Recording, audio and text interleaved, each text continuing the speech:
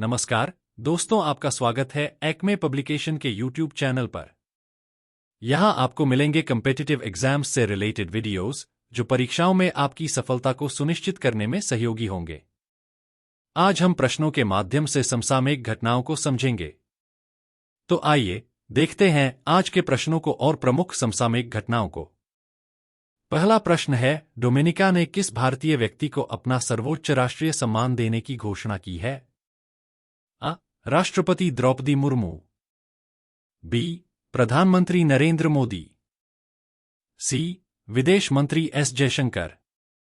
D. इनमें से कोई नहीं।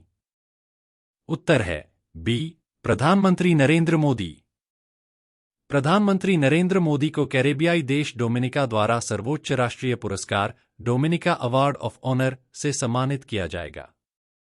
यह सम्मान कोविड-19 महामारी के दौरान उनके सहयोग के लिए दिया गया है, जिसमें भारत ने डोमिनिका को 70,000 वैक्सीन की खुराकें प्रदान की थीं। दूसरा प्रश्न है, सी विजिल 24 तटीय रक्षा अभ्यास का आयोजन कौन कर रहा है? आ. भारतीय वायुसेना। बी. भारतीय थल सेना। सी. भारतीय नौसेना। डी. भारतीय तटरक्षक बल। उत्तर है सी. भारतीय नौसेना। भारतीय नौसेना 20 और 21 नवंबर 2024 को अखिल भारतीय तटीय रक्षा अभ्यास सी विजिल 24 के चौथे संस्करण का आयोजन करने वाली है। इसमें 6 मंत्रालय और 21 संगठन या एजेंसियां शामिल होंगी। यह भारतीय नौसेना द्वारा एक प्रमुख तटीय सुरक्षा अभ्यास आयोजित किया गया है। एक्सरसाइज सी विजिल की शुरुआत 2019 में हुई थी। तीसरा प्रश्न है, जनजातीय गौरव दिवस किस दिन मनाया जाता है? 13 नवंबर। बी. 14 नवंबर। सी. 15 नवंबर। डी. 18 नवंबर। उत्तर है सी. 15 नवंबर। 15 नवंबर को जनजातीय गौरव दिवस मनाया जाता है। इसे भारत सरकार ने उन जनजातियों के योगदान और बलिदान के प्रति जागरूकता बढ़ाने के लिए स्थापित किया है। इस दिन भगवान बिरसा मुंडा की जयंती मनाई जाती है और विभिन्न कार्यक्रम आयोजित किए जाते हैं। बिरसा मुंडा एक प्रमुख आदिवासी स्वतंत्रता सेनानी थे और मुंडा जनजाति के लोक नायक रहे हैं। चौथा प्रश्न है, डोनाल्ड ट्रंप ने किस पद पर तुलसी गबार्ड को नियुक्त किया है? आ. विदेश मंत्री। बी. रक्षा मंत्री। C. National intelligence director. D. उपराष्ट्रपति। उत्तर है C. National intelligence director. Donald Trump ने national intelligence US intelligence chief का डायरेक्टर तुलसी गबार्ड को नियुक्त किया है। तुलसी गबार्ड अमेरिका की पहली हिंदू कांग्रेस वुमन है और उन्होंने हवाई राज्य का प्रतिनिधित्व किया है। वे अमेरिकी सेना नेशनल गार्ड में भी 16 वर्षों तक सेवा देने के बाद फिलहाल यूएस आर्मी रिजर्व में लेफ्टिनेंट कर्नल के रूप में कार्यरत हैं। पांचवा प्रश्न है, महिला विश्व बिलियर्ड्स चैंपियनशिप का खिताब किसने जीता है? अ. कीरत भंडाल। बी. श्रुति। सी. विद्या। डी.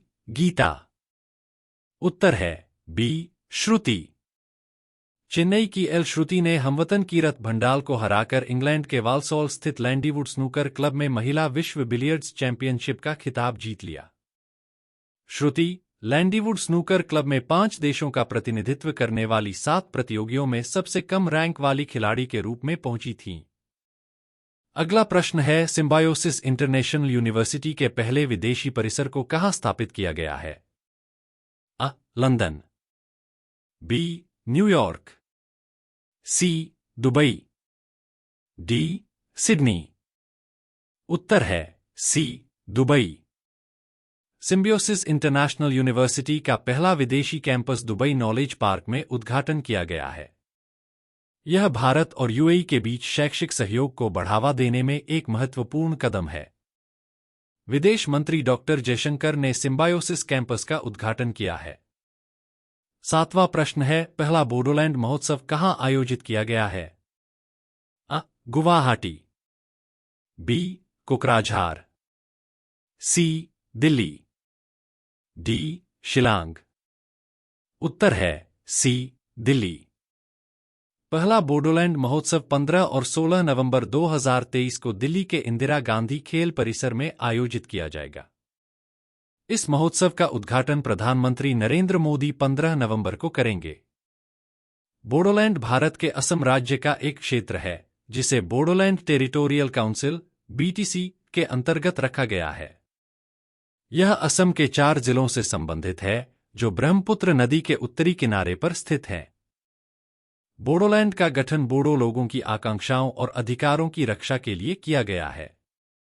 8वां प्रश्न है, अमरावती कैपिटल प्रोजेक्ट के लिए किसने ऋण दिया है? अ. केवल विश्व बैंक।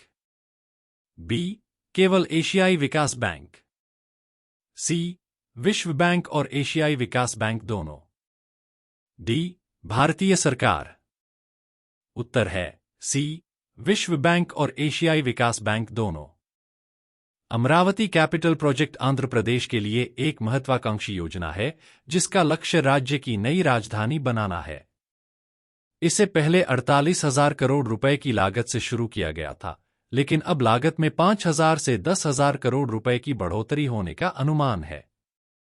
हाल में आंध्र प्रदेश सरकार ने इस परियोजना के निर्माण कार्य को फिर से शुरू किया है, जिसे पहले कुछ समय के लिए रोक दिया गया था। हाल ही में विश्व बैंक और एशियाई विकास बैंक ने संयुक्त रूप से अमरावती विकास परियोजना के लिए 13,500 करोड़ रुपए का ऋण देने पर सहमति व्यक्त की है। 9वां प्रश्न है, 18वां प्रवासी भारतीय दिवस सम्मेलन कहां आयोजित किया जाएगा? अ. दिल्ली।